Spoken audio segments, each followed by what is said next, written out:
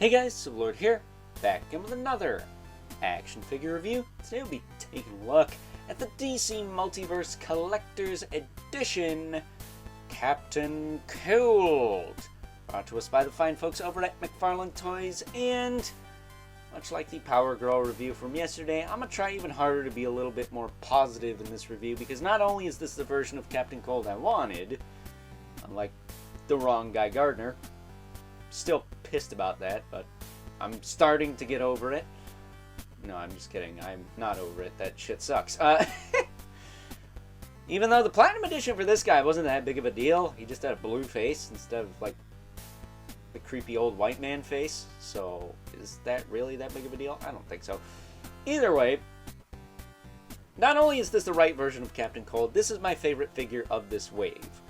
Which is weird because I'm not that big of a Flash guy.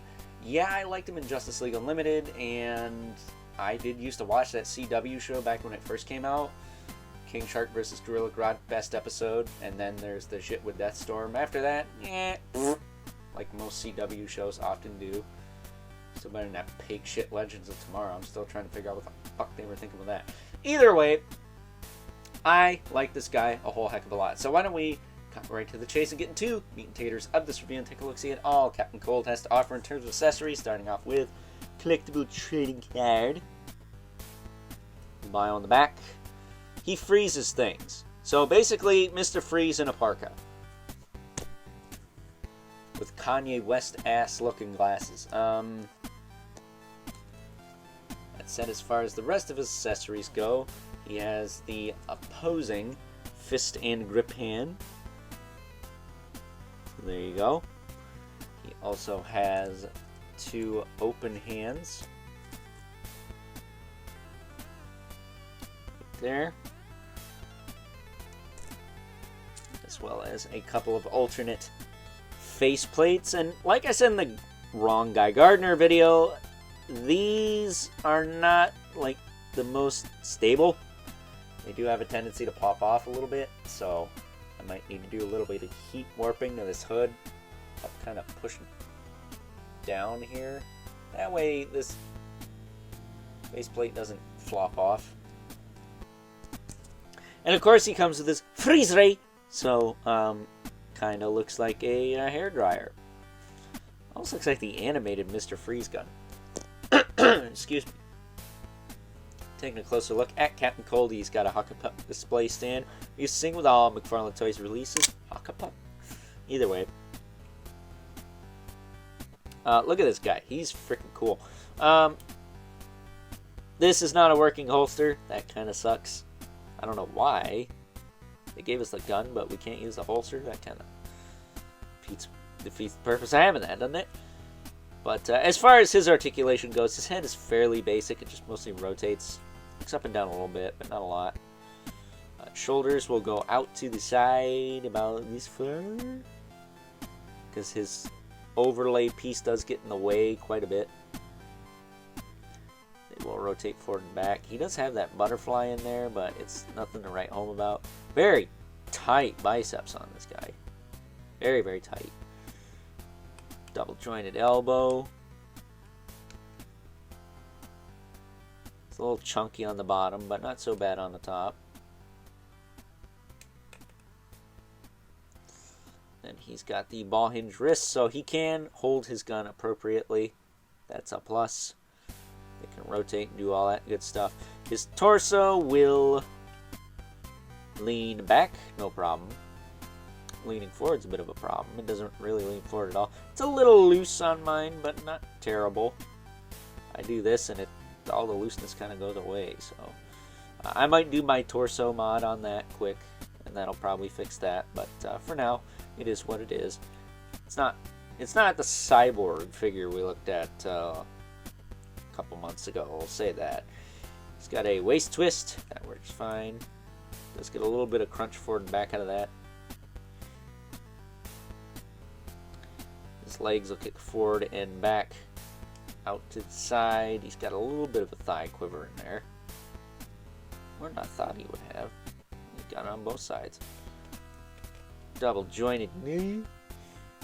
A little chunky, but not bad.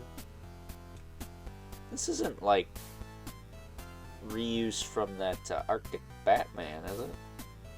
That would make sense, but I don't think that's what it is. He does have the ball hinge ankles that will hinge, rotate, and of course pivot. He's got toe joints, which his toe joints are kind of weird. They don't really work, so I don't know what's up with that. But he does have peg holes at the bottom of the feet that do work. So there you go. That is Captain Cold. He is awesome. I digs him quite a bit.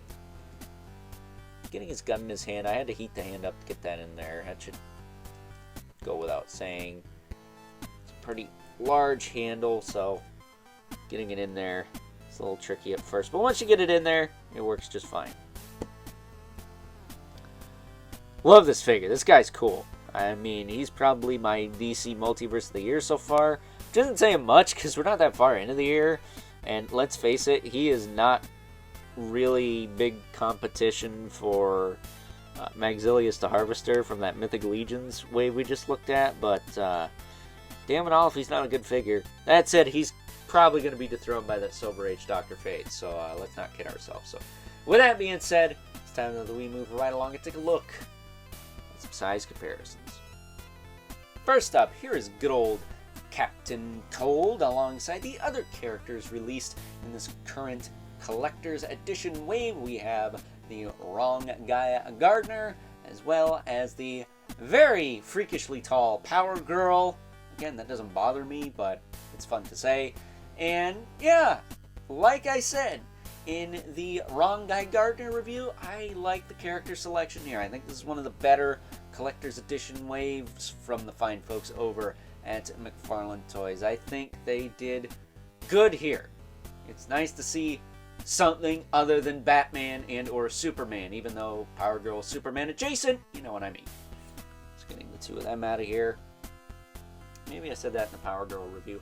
I can't remember. This whole Guy Gardner Platinum Edition BS has got me tripping, so my apologies for that.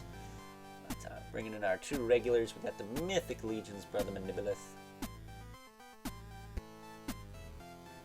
as well as the infamous Elephant Spawn, who is not towering over everyone, but maybe is ever so slightly taller than Chilly Willy here. So with that being said, it's time now that we wrap things up with some final thoughts. Overall, and I'm going to stand by my previous statement in saying that good old Captain Cold here is by far my favorite release from this most recent Collector's Edition wave, part of the DC Multiverse line, brought to us by the fine folks over at McFarlane Toys. I don't know what it is, it's just doing something for me, and I'm not even that big of a Flash fan. I mean, I like the character, especially in Justice League Unlimited, but never been one of my favorites. But this figure just does it for me. Don't know what it is. So with that being said, I hope you guys enjoyed this review. Until next time, I'll catch you guys later.